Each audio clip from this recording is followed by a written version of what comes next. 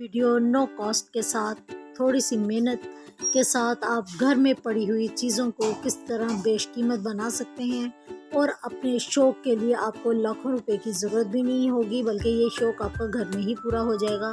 बिस्मिल्लाहिर्रहमानिर्रहीम। अस्सलाम वालेकुम। इब्तिसाम क्रिएटिव पावर में आपको खुशामदीद है। Welcome to my channel. हमेशा खुश रहें, आबाद रहें।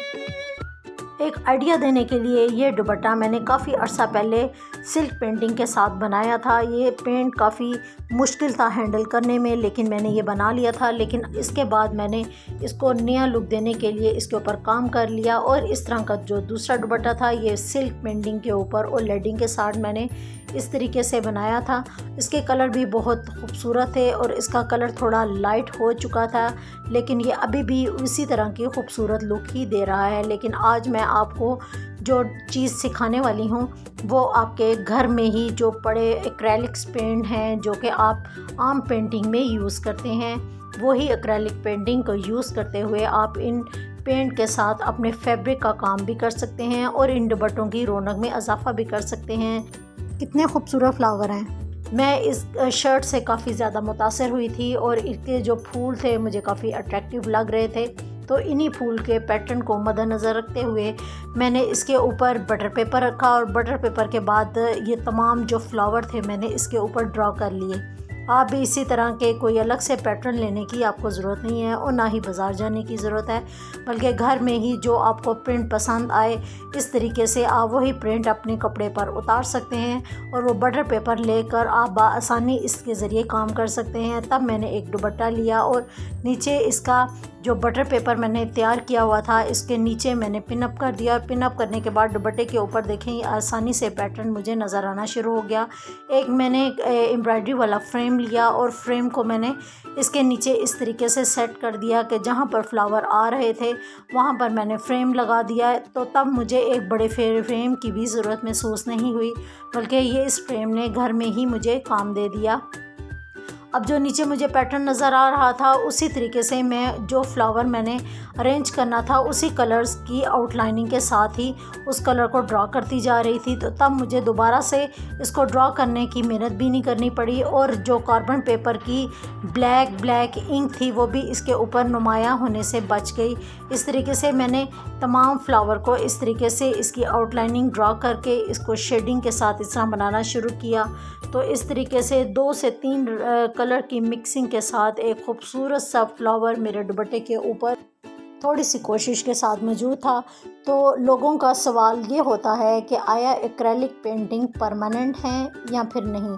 तो मैं आपको बताती चलूँ कि एक्रेलिक पेंटिंग फैब्रिक के ऊपर परमानेंट प्रिंटिंग का काम भी दे सकते हैं। उस ये होता है कि जब आप इसकी पेंटिंग कर लेते हैं तो इसको ड्राई करने के बाद जब इसकी बैक साइड से हम आयरन इस कपड़े को करते हैं तो ये कलर परमानेंट हो जाते हैं। आप जितना मर्ज़ी इसको वॉश करें ये वाटरप्रूफ होते हैं और आसानी से हमारे कपड़े के ऊपर से भी नहीं उतरते। सिल्क पेंट थोड़े कॉस्टली हैं और बिगनर्स के लिए इसको हैंडल करना थोड़ा मुश्किल हो जाता है, लेकिन आप वही काम इसको विदाउट आउटलाइनिंग आप कपड़े के ऊपर एक्रेलिक के साथ भी कर सकते हैं। जिस तरह आप देख रहे हैं कि मैं इसको करते हुए काफ़ी इंजॉय कर रही हूँ और इस तरह बड़ी इजी तौर पर आप यही वर्किंग और जो प्रिंट है वो आप आसानी के साथ अपने ऑर्गेन्जा के, शिफॉन के या कॉटन के दुपट्टों के ऊपर भी कर सकते हैं। लेकिन एहतियात रहे कि आप इसमें वाटर कम लगाएं। अगर वाटर आप इसमें ज़्यादा यूज़ करेंगे तो इसका जो कलर है वो फैलने शुरू हो जाएगा और इतनी जल्दी ड्राई भी नहीं होगा। हम मेरे करते करते ही ये कलर पंखे की वजह से आहिस्ता आहिस्ता से ड्राई भी होना शुरू हो रहा है। तो इस तरीके से मैंने पूरा पैटर्न जो है वो अपना इस कपड़े के ऊपर अप्लाई कर लिया है। आजकल ट्रेंड में ये पेंटिंग काफ़ी इन है और ऑनलाइन वर्किंग करने वाले इसके काफ़ी पैसे चार्ज कर रहे हैं, लेकिन मैं अपनी बहनों को यही सजेशन दूंगी कि आप ट्राई करें। आप किसी से कम थोड़ी हैं, तो ये काम आप अपने घर में ही करें, बल्कि इसको अपने तौर पर रोज़गार भी कमा सकती हैं और घर बैठे बाइज़्ज़त तौर पर अपना ये काम शुरू करें और बाइज़्ज़त तौर पर अपना रोज़गार कमाएं और अपने मर्द हज़रात के साथ शाना बिशाना खड़ी हों। इस तरीके से देखें दूसरा फ्लावर है वो भी मैंने तैयार कर लिया है। नीचे मेरा पैटर्न वाज़ेह तौर पर मुझे नज़र आ रहा है और ऊपर मैंने एक ही ब्रश जो यूज़ किया है, इसकी आउटलाइनिंग मैंने 0 नंबर के साथ दी है और अंदर भी मैंने शेडिंग के लिए यही ब्रश का इस्तेमाल किया है। तो इसी तरीके से आप जो है ऑयल पेंटिंग के जो ब्रशेस होते हैं आप वो भी यूज़ कर सकते हैं, जो चपटे होते हैं, और वाटर पेंटिंग के जो गोल ब्रशेस हैं आप वो भी यूज़ कर सकते हैं। इस मामले में दोनों ब्रशेस काम अच्छा देंगे। तो ये पूरा पैटर्न आपके साथ ड्रा है। जो डंडियाँ मेरे पास रह जाएंगी उनको मैं एंड पर छोड़ दूँगी, क्योंकि मैंने इसको एंड पर आउटलाइनिंग के साथ ड्रा करना है। और इसके बाद आप इसको किसी तरीके से अपने मोटिव वगैरह भी इसके ऊपर ड्रा कर सकते हैं, जिस तरह आजकल गज़ल लिखी जा रही है या कोई दुआएं लिखी जा रही हैं या इस तरह के कोई शेर व शायरी के अशार इसके ऊपर लोग अप्लाई कर रहे हैं और इसको कस्टमाइज़ दुपट्टे का नाम भी दे रहे हैं। तो वाकई ये कस्टमाइज़ तो है, इसमें कोई शक नहीं है, और आपकी मेहनत भी इसमें काफ़ी शामिल होगी और आपको ये खुशी भी देगा कि ये आपने अपने हाथ से तैयार किया है। मैं उम्मीद करती हूँ कि मेरी ये कोशिश आपको पसंद आई होगी।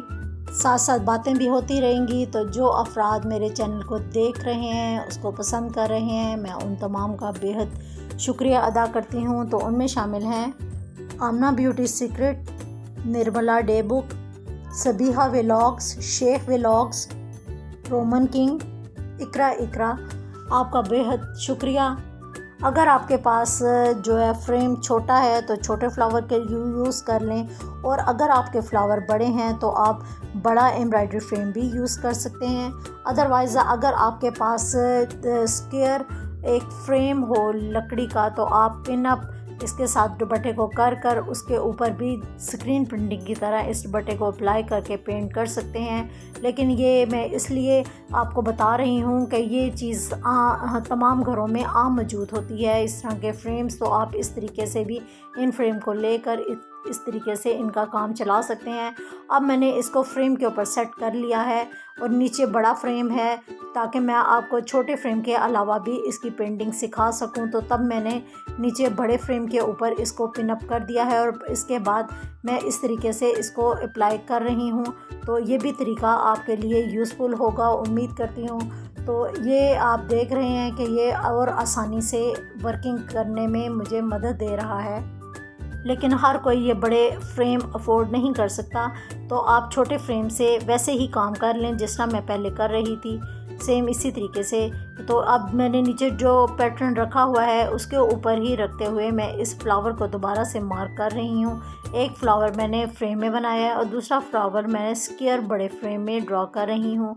जिस तरह मैंने स्टार्ट में आपको सिल्क पेंटिंग का दुपट्टा बताया है, इस तरीके से आप इसके ऊपर सीक्वेंस का, स्टोन्स का और इसके अलावा जो सीक्वेंस वाली लड़ियाँ आती हैं आप उनका काम करके इस काम को मज़ीद और ख़ूबसूरत और वेडिंग वेयर बना सकते हैं। पर मोती कटदाना अगर इसको कस्टमाइज पीस की लुक भी दे सकते हैं। और इस तरीके से देखें, मेरे दुपट्टे की एक साइड मुकम्मल हो चुकी है, लेकिन इसमें अभी आउटलाइनिंग नहीं है, आपको नीचे नज़र आ रही होगी। तो मैं ऊपर से आपको उठाकर भी दिखाती हूँ। इस तरह की जो लाइनिंग है हम इसकी पर्ल या ग्लिटर से आउटलाइनिंग करेंगे, लेकिन इसके ड्राई होने के बाद।